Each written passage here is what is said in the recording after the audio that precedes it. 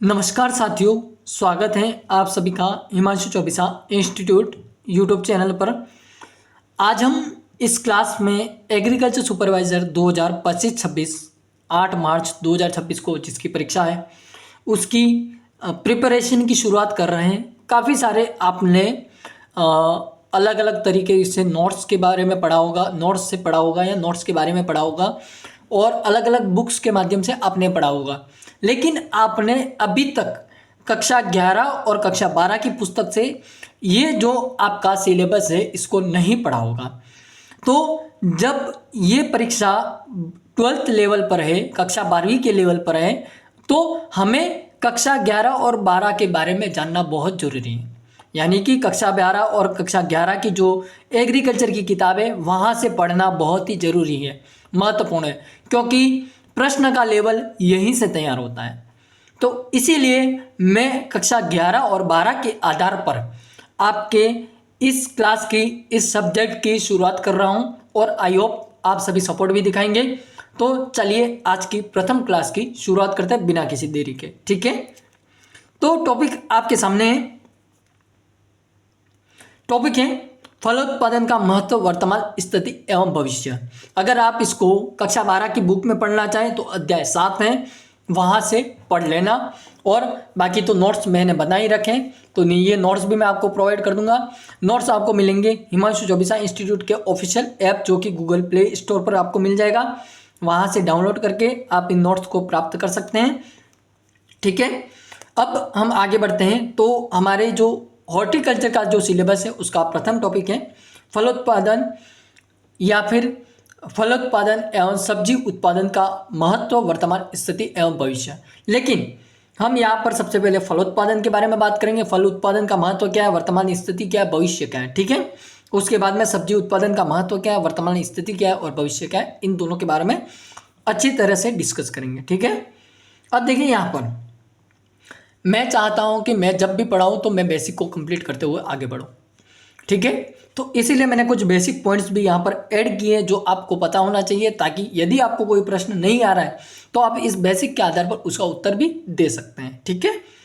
तो सबसे पहला पॉइंट है फल वृक्ष स्थान की सुंदरता बढ़ाने, प्रदूषण दूर करने, भूमि का क्षरण रोकने, उर्वरा शक्ति बढ़ाने, प्रति इकाई अधिक उत्पादन, अधिक आय, मानव रोजगार सृजन के साथ साथ स्वास्थ्यवर्धक और औषधीय गुणों से परिपूर्ण लुभावने फल हमें उपलब्ध कराते हैं।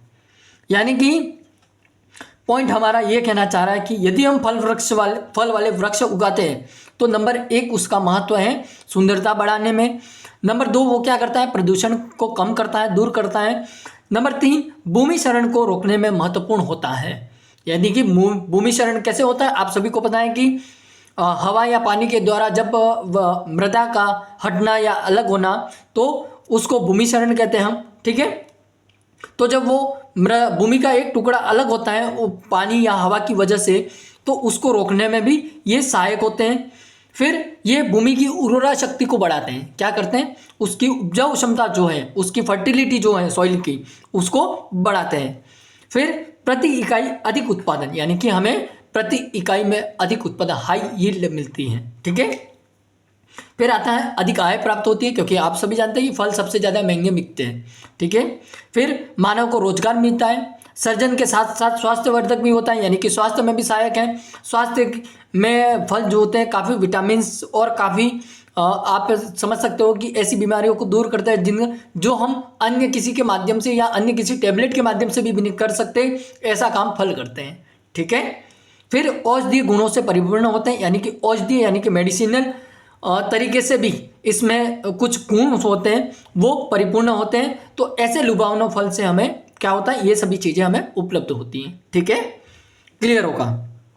अब यहाँ पर आपकी आरबीएससी की बुक में एक पॉइंट दे रखा था, उसको क्लियर करते हैं। यहाँ पर समझते हैं बात क्या है कि भारत में बेर, आंवला, आम, नारियल, अंजीर आदि फलों की खेती प्राचीन काल से होती चली आ रही है। यानी कि भारत में बेर हो गया, आंवला हो गया, आम हो गया, नारियल, अंजीर आदि फलों की खेती प्राचीन समय से हो रही है, ठीक है।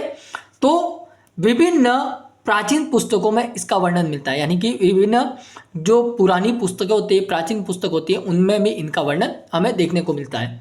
अब यहाँ पर आपकी बुक में एक पॉइंट दे रखा है कि मुगल बादशाह जो अकबर थे, उन्होंने दरभंगा जो कि बिहार जिले में आता है, तो दरभंगा बिहार के पास 1 लाख आम के पौधे लगाए थे तथा विभिन्न यूरोपीय यात्रियों द्वारा नए फलों का प्रवेश भारत में हुआ, जिससे अनानास, आलू बुखारा, पपीता, चीकू, एवोकेडो, अमरूद आदि की प्रमुख खेती होनी शुरू हो गई थी। ठीक है, तो ये काम किसने किया था? यूरोपीय यात्रियों ने किया था। आम वाला काम किसने किया? तो मुगल बादशाह अकबर ने किया था, जो कि दरभंगा बिहार जिले के पास 1 लाख आम के पौधे लगाए थे। तो इसी तरीके से हमें प्राचीन समय की, पुराने समय की जानकारी हमें एकत्रित होती है या फिर पढ़ने को मिलती है। ठीक है, कॉन्सेप्ट यहाँ तक क्लियर होगा। अब आगे बढ़ते हैं अगले पॉइंट पर। तो अगले पॉइंट पर हम एक योजना के बारे में बात करते हैं यहाँ पर, जिससे आपका कॉन्सेप्ट क्लियर हो जाएगा। हमारे देश में फल उत्पादन पर जोर, यानी कि फल उत्पादन पर ज़्यादा ध्यान चतुर्थ पंचवर्षीय योजना में दिया गया। इसी के द्वारा अखिल भारतीय समन्वित फल सुधार परियोजना 1971 से आरंभ की गई, जिसका मुख्य उद्देश्य इन फल फसलों की खेती में आने वाली समस्याओं का केंद्र व राज्य के साथ मिलकर निराकरण कर सकें। यानी कि हमारे देश में जब फल उत्पादन पर जोर या फिर उसको ज़्यादातर उगाने की कोशिश कब की गई थी? चतुर्थ पंचवर्षीय योजना जब शुरू हुई। चतुर्थ पंचवर्षीय योजना का नाम था अखिल भारतीय समन्वित फल सुधार परियोजना, जिसमें ये सबसे पहले याद रखना कौन सी परियोजना थी, वो क्वेश्चन में आएगा। दूसरी, ये कब शुरू हो गई थी, नंबर 2 क्वेश्चन। और ये कौन सी पंचवर्षीय कौन सी योजना में, एक तो होती है परियोजना और एक होती है योजना। तो चतुर्थ पंचवर्षीय योजना में ये शुरू हुई थी और इसके अंतर्गत जो परियोजना थी वो थी अखिल भारतीय समन्वित फल सुधार परियोजना, जो कि 1971 में आरंभ हुई। अब क्वेश्चन नंबर 4 कि इसका उद्देश्य क्या था, इसका मोटिव क्या था? तो इसका मोटिव था कि फल फसलों की जो खेती में आने वाली जो समस्या है वो केंद्र और राज्य साथ मिलकर इसका निराकरण कर सकें। यानी कि केंद्र का जो फल सुधार या सेंटर हो गया या फिर रिसर्च इंस्टीट्यूट हो गया, वो सभी मिलकर राज्य के और केंद्र के दोनों मिलकर क्या कर सकते हैं, इनके जो भी समस्या आ रही है उस पर बात करके उसका निराकरण कर सकें, यानी कि उसको टेक्निकल तरीके से देख सकें। हम बेसिकली ये समझ सकते हैं। ठीक है, आगे बढ़ते हैं यहाँ से। अब मेन क्वेश्चन आता है जो कि आपसे पूछा जाएगा कि फलोत्पादन के महत्व को कितनी श्रेणियों में बता सकते हैं, या फिर फलोत्पादन का महत्व किन किन श्रेणियों में है। ठीक है, तो ऑप्शन में आ जाए मानव आहार में, औषधीय तरीके से, या फिर आपके रोजगार सृजन से, औद्योगिक महत्व से, या फिर औषधीय महत्व जैसे कि हमने अगले पॉइंट में बात की, फिर आर्थिक महत्व हो गया। तो ये 3-4 पॉइंट तरीके से हैं, जिसमें धार्मिक महत्व भी आ गया 5वां पॉइंट। तो इस तरीके से फलोत्पादन का जो क्या है, एक महत्व है, इम्पोर्टेंस है। ठीक है, तो सबसे पहले हम बात करते हैं मानव आहार में न्यूट्रिशनल इम्पोर्टेंस क्या है। ठीक है, तो मैंने ज़्यादा आपको यहाँ पर इसीलिए मैंने डिस्क्राइब कर रखा है, वर्णन कर रखा है, ताकि अगर कोई नया बच्चा भी पढ़ रहा है, नया विद्यार्थी भी इस चीज़ को पढ़ रहा है, इस परीक्षा की तैयारी कर रहा है, तो वो भी इन बातों को समझ करके, ये जो मैंने नोट्स बनाए इनको समझ करके आसानी से इस परीक्षा को क्या करें, क्रैक कर सकें। ठीक है, तो इसमें मानव आहार में महत्व में पहला पॉइंट देखिए, मौसमी फलों में उपस्थित पोषक तत्व, खनिज, लवण और विटामिन शरीर की रोग प्रतिरोधक क्षमता को बनाए रखते हैं, जिससे हमारा स्वास्थ्य अच्छा बना रहता है। यानी कि कुछ मौसमी फल होते हैं, ठीक है, आप सभी जानते हैं, जिनमें अच्छी तरह से हमें पोषक तत्व जो हमारे शरीर को चाहिए वो मिल जाते हैं, खनिज लवण चाहिए वो मिल जाते हैं, विटामिन की आवश्यकता होती है उसकी भरपाई हो जाती है, और ये क्या करते हैं, शरीर को रोगों से लड़ने के लिए उसमें रोग प्रतिरोधक क्षमता को बनाए रखता है, जिससे हमारा स्वास्थ्य क्या होता है, अच्छा और स्वस्थ बना रहता है। ठीक है, सबसे पहला पॉइंट। फिर उदाहरण के तौर पर हम देखें तो यहाँ पर उदाहरण के तौर पर पीले रंग के विटामिन ए से भरपूर होते हैं, यानी कि जितने पीले रंग के फल आते हैं वो विटामिन ए से भरपूर रहते हैं, और तथा रंग बिरंगे रसीले फलों में मौजूद एंटीऑक्सीडेंट पदार्थ, यानी कि रंग बिरंगे अलग अलग कलर के जो फ्रूट आते हैं, फल आते हैं, उनमें एक पदार्थ उपस्थित रहता है जिसका नाम है एंटीऑक्सीडेंट, जो शरीर में कैंसर जैसी भयानक बीमारियों को क्या करता है, उसकी रोकथाम में सहायक होता है, हेल्प करता है, मदद करता है। ठीक है, अगला पॉइंट है विश्व स्वास्थ्य संगठन वर्ल्ड हेल्थ ऑर्गेनाइजेशन WHO की अनुशंसा के अनुसार हर व्यक्ति को कम से कम 90 से 110 ग्राम फलों का सेवन प्रतिदिन करना चाहिए। ये आपकी RBSC कक्षा 12 की बुक में दे रखा है। ठीक है, तो विश्व स्वास्थ्य संगठन जो है वो कह रहा है कि हर व्यक्ति को कम से कम प्रतिदिन 110 ग्राम 90 से 110 ग्राम फलों का सेवन यानी कि उसको खाने चाहिए। फिर वर्तमान में भारत में 152 ग्राम व राजस्थान में 25 ग्राम फल उपलब्धता प्रति व्यक्ति प्रतिदिन है। अभी फिलहाल के कंडीशन में कितनी है, 152 ग्राम भारत में है और राजस्थान में है 25 ग्राम फल उपलब्धता प्रति व्यक्ति प्रतिदिन। ठीक है, कॉन्सेप्ट यहाँ से क्लियर हो गया होगा। फिर देखिए, अगर हम अन्य देशों की बात करें तो विकसित देशों की तुलना में हमारे देश की स्थिति और भी खराब दिखाई देती है। क्यों दिखाई देती है? क्योंकि स्विट्जरलैंड में एवं अमेरिका में प्रतिदिन प्रति व्यक्ति फल उपभोग यानी कि उसको सेवन करने का क्रमशः 419 ग्राम एवं 233 ग्राम है। 419 ग्राम स्विट्जरलैंड में है और अमेरिका में 233 ग्राम है। ठीक है, तो इसकी तुलना में हम कितने पीछे हैं? एक तो हम भारत की बात करें तो 172 ग्राम है और स्विट्जरलैंड में 419 है और अमेरिका में 233 है। राजस्थान में तो हम काफ़ी पीछे हैं, काफ़ी मतलब बहुत ही पीछे हैं। ठीक है, तो राजस्थान की तुलना करें तो यहाँ पर 419 और 233 है, लेकिन हम कहाँ हैं, 25 पर है। ठीक है, तो अगला पॉइंट देखते हैं, यहाँ से आगे बढ़ते हैं। ये कॉन्सेप्ट आपका क्लियर हो गया होगा। अब देखिए नेक्स्ट पॉइंट यहाँ पर साथियों, अनुमान है कि सन 2025 में देश की आबादी लगभग कितनी हो जाएगी, 135 करोड़ होगी, जिसके लिए 95 मिलियन टन फलों की जरूरत पड़ेगी, जिसके लिए आज सुनहरी क्रांति गोल्डन रिवोल्यूशन के क्रियान्वयन की जरूरत है, यानी कि उसको फिर से अच्छी तरह से कार्य करने की, उस पर कार्य करने की, उसको शुरू करने की हमें ज़रूरत है। क्योंकि 2025 में हमारी आबादी कितनी हो जाएगी, 135 करोड़ हो जाएगी और 135 करोड़ आबादी के लिए हमें फल की ज़रूरत कितनी होगी, 95 मिलियन टन। ठीक है, आप समझ रहे हैं यहाँ पर। तो इसीलिए हमें सुनहरी क्रांति गोल्डन रिवॉल्यूशन जो है उसको फिर से कार्यरत करना होगा। ठीक है, नेक्स्ट पॉइंट, उद्यानिकी फसलें परंपरागत फसलों की तुलना में अधिक आमदनी, पोषणता व आजीविका सुरक्षा प्रदान करने में सक्षम है। ठीक है, तो उद्यानिकी फसलें जितनी भी हो गई, बागवानी फसलें जो भी हैं, वो हमें अन्य फसलों की तुलना में क्या करती हैं, एक तो अधिक आमदनी प्राप्त करवाती हैं, उसमें पोषणता भी अधिक होती है, न्यूट्रिशनल जिसे कहते हैं, और उसमें आजीविका यानी कि हमें आजीविका यानी कि हमारे जितने भी आय के स्रोत हैं वो, और हमारे घर हो गया, कपड़े हो गया, उससे आय होगी, तो हमें आजीविका की सुरक्षा भी प्रदान करने में क्या है, सक्षम है। ठीक है, कॉन्सेप्ट क्लियर होगा। अभी तक हमने जितनी बात की उसके बारे में, आगे बढ़े यहाँ से। ठीक है, चलो दूसरा पॉइंट हमारे पास में जो दूसरा महत्व है वो है औषधीय महत्व, यानी कि मेडिसिनल तरीके से इसकी क्या इंपॉर्टेंस है फल की। ठीक है, तो प्राचीन काल से ही विभिन्न फलों का औषधीय रूप में उपयोग कई वर्षों से किया जाता है, जैसे स्वास्थ्यवर्धक यानी कि च्यवनप्राश बनाने में, आंवला का उपयोग त्रिफला चूर्ण बनाने में, हरड़, बहेड़ा व आंवला का उपयोग किया जाता है। यानी कि त्रिफला चूर्ण जो तैयार होता है वो हरड़, आंवला, बहेड़ा इन 3 चीज़ों से मिलकर बनता है, जो कि हमारे जो पाचन शक्ति होती है उसको बढ़ाता है। ठीक है, और च्यवनप्राश जो होता है वो हमारी बॉडी की जो पावर है उसको क्या करता है, बनाए रखता है और उसको अच्छे से मजबूत करता है। ठीक है, च्यवनप्राश का ये काम होता है। तो एक तो च्यवनप्राश बनाने में, एक त्रिफला चूर्ण बनाने में हमारा फलों का उपयोग होता है। कॉन्सेप्ट क्लियर होगा।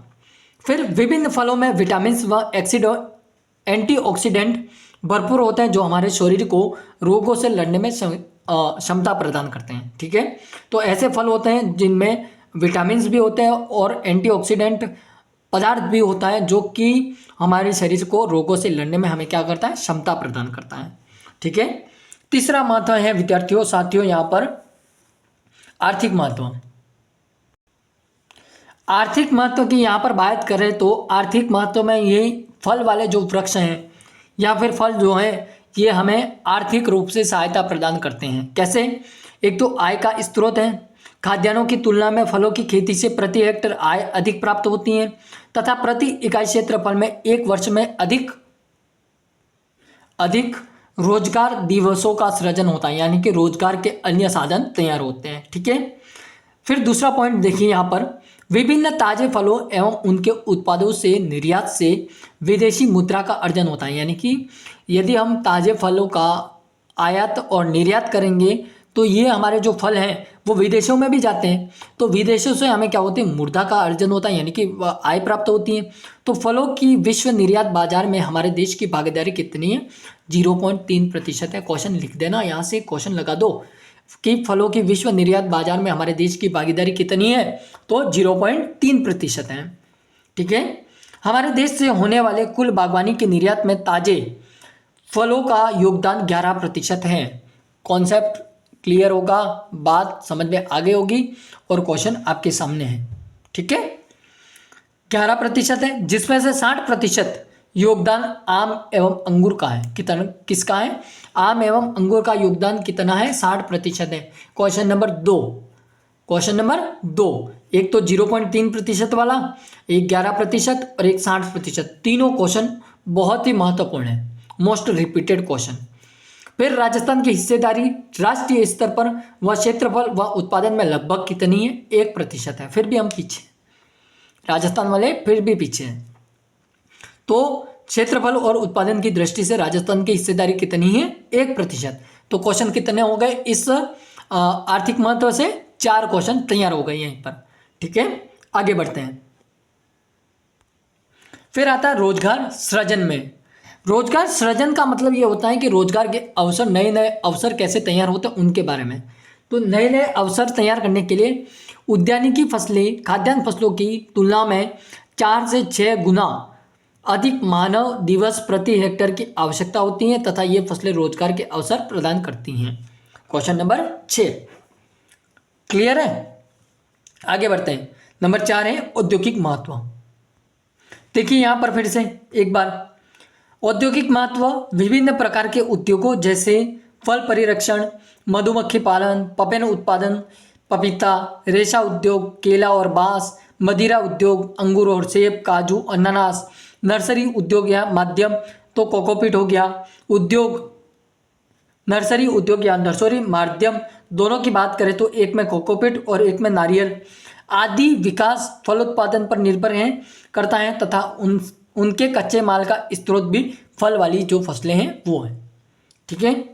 तो विभिन्न प्रकार के जितने में उद्योग चल रहे हैं, जैसे फल परिरक्षण का उद्योग हो गया, मधुमक्खी पालन हो गया, पपेन उत्पादन हो गया, रेशा उद्योग हो गया, मदिरा उद्योग हो गया, नर्सरी उद्योग हो गया, इन सभी के उद्योग को चलाने के लिए जो कच्चे माल की पूर्ति होती है वो कौन करते हैं? हमारे फल करते हैं और इन फलों से ही ये सभी उद्योगों का चलना संभव है। ठीक है, कॉन्सेप्ट क्लियर होगा। फिर देखिए नेक्स्ट पॉइंट नंबर 5 धार्मिक महत्व। तो धार्मिक महत्व में फल प्राचीन काल से संस्कृति के क्या है? अभिन्न अंग है, यानी कि एक अंग रहे हैं तथा हर अच्छे व शुभ कार्य की शुरुआत में फलों की आवश्यकता होती है, जैसे नारियल। तो धार्मिक तरीके से देखें तो हम मंदिर में जाते हैं या फिर कुछ पूजा करते हैं तो फलों की आवश्यकता तो हमें होती ही होती है, जैसे नारियल हो गया। फिर हम गणपति या अन्य भगवान को चढ़ाने के लिए केलों का उपयोग करते हैं, सेब का उपयोग करते हैं। ठीक है। तो फलों के जो हमारे अच्छे और शुभ कार्य की शुरुआत में फलों की आवश्यकता हमें होती है। फिर नेक्स्ट पॉइंट, सावन माह में भगवान शिव की पूजा बेलपत्र से करने का विशेष महत्व है तथा विवाह जैसे शुभ कार्यों में मंडप में केले के पत्तों तथा आम के पत्तों की वंदन वार से सजाना तथा हवन आदि मांगलिक कार्यों में आम की लकड़ियां तथा आदि सभी धार्मिक महत्व का परिचायक है। ठीक है, कॉन्सेप्ट क्लियर होगा। यानी कि हम सावन में यदि भगवान शिव की पूजा करते हैं तो हमें बेलपत्र चढ़ाते हैं। फिर विवाह जैसे शुभ कार्यों में हम केले के पत्तों का उपयोग करते हैं, आम के पत्तों के से उसको सजाते हैं। फिर हवन में हम आम की लकड़ियों का प्रयोग करते हैं। तो ये सभी क्या धार्मिक महत्व हैं। ठीक है। फिर अगला है पर्यावरण से संबंधित महत्व। पर्यावरण प्रदूषण व मृदा क्षरण को सुधारने में भी फल वृक्षों का काफी योगदान है। अन्य वृक्षों की तरह फल वृक्ष भी ऑक्सीजन दाता हैं, जो पर्यावरण में प्रदूषण स्तर को क्या करते हैं, कम करते हैं तथा तेज हवा व जल बहाव वाले क्षेत्रों में हवा व जल की गति को नियंत्रित कर क्षरण की समस्या को कम करने में फलदार वृक्ष सक्षम है। और जैसे काजू का प्रादुर्भाव यानी कि उसका प्रेशर, उसका पावर भारत में समुद्र के किनारे मृदा क्षरण को रोकने के उद्देश्य से किया जाता है। यानी कि काजू एक ऐसा पौधा है, उसके जो पौधे के प्रेशर से, उसके प्रभाव से भारत में समुद्र के किनारे जो मृदा क्षरण होता है उसको रोकने में भी सहायक होता है। ठीक है। तो ये था एक फलोत्पादन का महत्व अलग अलग श्रेणियों में। ठीक है। फिर नेक्स्ट टॉपिक है फलोत्पादन की वर्तमान स्थिति। ठीक है। तो इस पर आगे बढ़ते हैं। फलोत्पादन की वर्तमान स्थिति में नंबर 1 पॉइंट आपको देखने को मिलेगा कि उद्यानिकी फसलों में लगभग 90% हिस्सेदारी, उद्यानिकी फसलों में लगभग 90% हिस्सेदारी फल व सब्जी फसलों की है। भारत विश्व में इन फसलों के उत्पादन का दूसरा बड़ा राष्ट्र है। ठीक है। तो उद्यानिकी फसलों में लगभग कितने प्रतिशत हिस्सेदारी है फल और सब्जी में भारत की, तो 90%। और भारत विश्व में इन फलों के उत्पादन का कौन सा, नंबर 2 का सबसे बड़ा राष्ट्र है। ठीक है। आगे बढ़ते हैं। साथ ही कुछ फसलें जैसे आम, केला, पपीता, काजू, सुपारी, आलू व भिंडी आदि में प्रथम स्थान रखता है। कौन रखता है, भारत। उत्पादन की दृष्टि से आम, केला, पपीता, काजू, सुपारी, आलू व भिंडी आदि में प्रथम स्थान रखता है। ठीक है। नंबर 3 पॉइंट है वर्तमान में देश के कुल सकल घरेलू उत्पाद में उद्यानिकी फसलों की हिस्सेदारी 30% से अधिक है, जो कुल फसल क्षेत्रफल के मात्र 13.8% भूभाग से ली जा रही है। अब समझना इस पॉइंट को, जितने भी सकल घरेलू उत्पाद हैं यानी कि चलने वाले जितने भी उत्पाद हैं, जो कि आप देख रहे होंगे सकल घरेलू उत्पाद यानी कि घरेलू जितने भी उत्पाद बनते हैं वो उद्यानिकी फसलों की उनमें हिस्सेदारी कितनी है, 30% से अधिक है। जो कुल फसल क्षेत्रफल के दृष्टि से यदि हम देखें तो वो 13.8% भूभाग से ली जा रही है। ठीक है। कॉन्सेप्ट क्लियर होगा। यहाँ से भी 2 क्वेश्चन तैयार होते हैं, यहाँ पर एक क्वेश्चन बनता है, अगला पॉइंट जो बात किया था वहाँ पर भी 1 से 2 प्रश्न बनते हैं। ठीक है। फिर बात करते हैं सभी उद्यानिकी फसलें या फिर सभी उद्यानिकी की फसलों, जिसमें फल हो गई, सब्जी हो गई, पुष्प हो गई, सुगंधित फसलें हो गई, रोपण फसलें हो गई, औषधीय मशरूम व शहद वाली फसलें हो गई, औषधीय मशरूम व शहद उत्पादन वाले जो ऐसे, यार इसमें शहद कहाँ से आ जाएगा, ठीक है चलो, तो औषधीय और मशरूम वाली फसलें हो गई, इनके उत्पादन 2998 लाख टन है, जो खाद्यान्न फसलों से अधिक हो रहा है। वर्ष 2016-17 के तृतीय अनुमान के अनुसार इतना बड़ा है। ठीक है।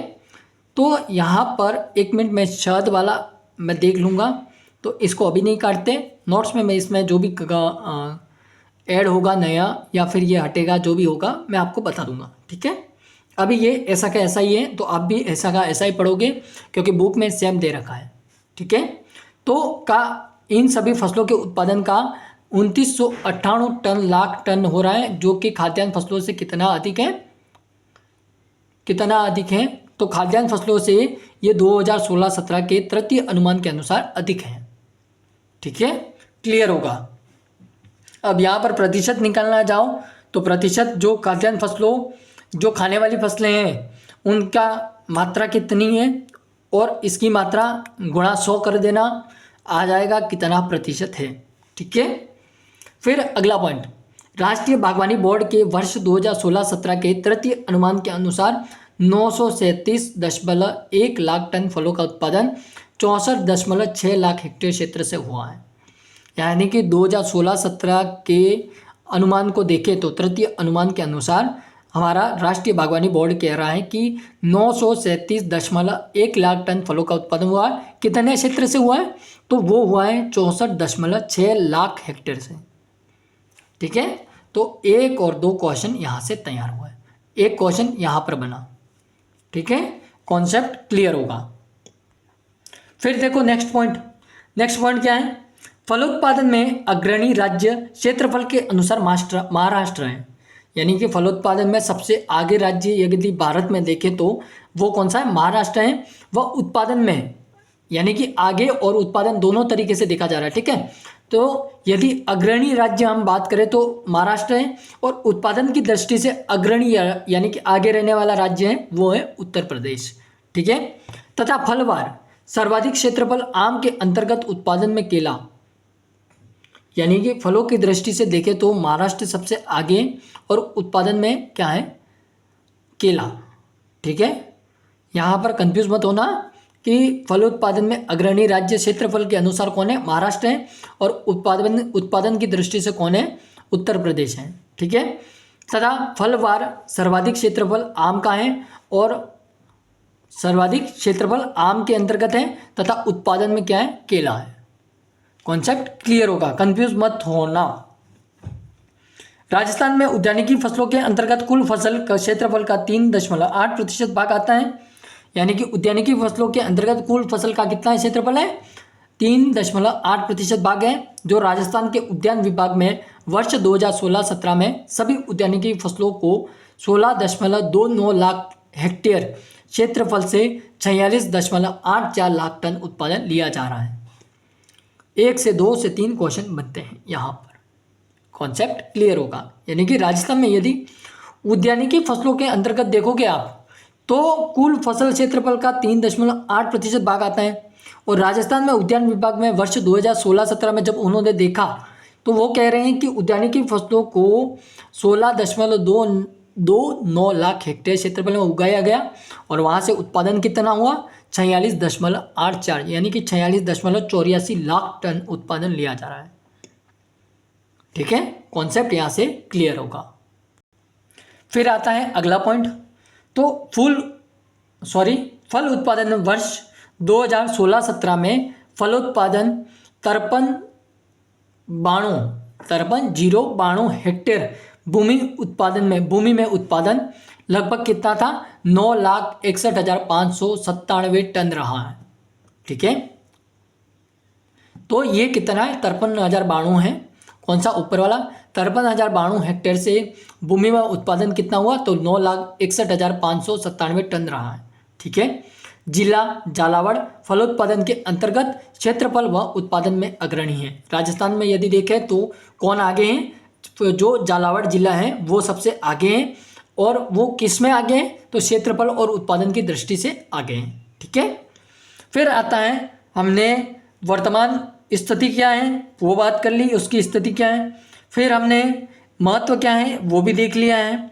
अब हम नंबर 3 टॉपिक पर आगे बढ़ते हैं, वो है हमारा भविष्य। तो हमारा मैं बताऊं, सिलेबस में भी हमारे यही टॉपिक चल रहे हैं, सिलेबस में भी यहीं पर बात कर रहे हैं हम। तो अब हम नंबर 3 टॉपिक पर बढ़ते हैं। नंबर 3 टॉपिक काफ़ी इंपॉर्टेंट और काफ़ी खतरनाक है। तो सिलेबस में आपको एक बार दिखा देता हूँ, ये देखो, उद्यानिकी फल एवं सब्जियों का महत्व, वर्तमान स्थिति एवं भविष्य। तो अभी हम सिर्फ फलों के बारे में पढ़ रहे हैं, तो फलों को कंप्लीट करते हैं यहाँ पर। ठीक है, तो फलोत्पादन का महत्व एवं फलोत्पादन का भविष्य। फ्लो में ओवरफ्लो हो जाता है, ये चीज़ मैंने देखी है। ठीक है, कोई बात नहीं, ऐसे ही सीखने को मिलेगा सभी को, आप भी मेरी तरह एक दिन पढ़ाओगे। तो भारतवर्ष में जलवायु विविधता का लाभ यह है कि हम सभी प्रकार के फलों की खेती आसानी से कर सकते हैं, पर प्रति इकाई उत्पादकता का स्तर विश्व स्तर से कम है। जैसे नींबू वर्गीय फलों की भारत में औसत उत्पादकता 8 से 10 टन प्रति हेक्टेयर है, जबकि स्पेन, इटली आदि देशों में 17 से 30 टन प्रति हेक्टेयर है। ये पॉइंट हमें ये समझाना चाह रहा है कि हम जलवायु की विविधता का लाभ ले रहे हैं, और सभी फलों को आसानी से उगा पा रहे हैं। लेकिन यदि नींबू वर्गीय फलों की भारत में बात करें तो औसत उत्पादन क्षमता कितनी है, 8 से 10 टन हेक्टेयर प्रति हेक्टेयर है। जबकि स्पेन, इटली आदि देशों में यदि देखा जाए तो वो कितने टन हेक्टेयर पर है, 17 से 30 टन हेक्टेयर पर है। ठीक है, यहाँ पर कॉन्सेप्ट क्लियर हो गया होगा। आगे बढ़ते हैं। जबकि अनानास की औसत उत्पादकता 15 से 20 टन है। जबकि अनानास की उत्पादकता कितनी है, अनानास की उत्पादन क्षमता जो है वो है 15 से 20 टन। लेकिन हवाई द्वीप व फिलीपींस में अनानास की जो उत्पादन क्षमता है, उत्पादकता है, औसत उत्पादकता वो कितनी है, 60 से 70 टन तक प्राप्त करते हैं। अतः आने वाले समय में या वर्षों में विभिन्न फलों की प्रति इकाई उत्पादकता तथा गुणवत्ता बढ़ाने की आवश्यकता है। ठीक है, नेक्स्ट पॉइंट अगला देखो, लास्ट। फल उत्पादन व निर्यात के महत्व को देखते हुए, फल उत्पादन व निर्यात के महत्व को देखते हुए इस दिशा में सरकार भी विभिन्न मिशन, मोड और प्रोजेक्ट इनके प्रोत्साहन हेतु लेकर आ रही है। जैसे 2005 में राष्ट्रीय हॉर्टिकल्चर मिशन लाई थी, 2006 में राष्ट्रीय कृषि विकास योजना लाई थी। याद रखना ये सब योजना और ये सब मिशन, ठीक है, वो ये क्वेश्चन यहीं से बनते हैं। ठीक है, तो कब लाई थी और कौन सा लाई थी ये याद रखना। 2005 में राष्ट्रीय हॉर्टिकल्चर मिशन लाई और 2006 में राष्ट्रीय कृषि विकास योजना लाई थी। तो क्वेश्चन आ जाए कि फल उत्पादन व निर्यात के महत्व को देखते हुए सरकार ने कौन कौन से मिशन और मोड और प्रोजेक्ट लाई थी और कब लाई थी, तो 2005 में राष्ट्रीय हॉर्टिकल्चर मिशन और 2006 में राष्ट्रीय कृषि विकास योजना। ठीक है, फिर बढ़ते हैं अगले पॉइंट पर। तो वह राष्ट्रीय कृषि नवोन्मेषी परियोजना 2016 में समन्वित बागवानी विकास मिशन आदि लाई थी।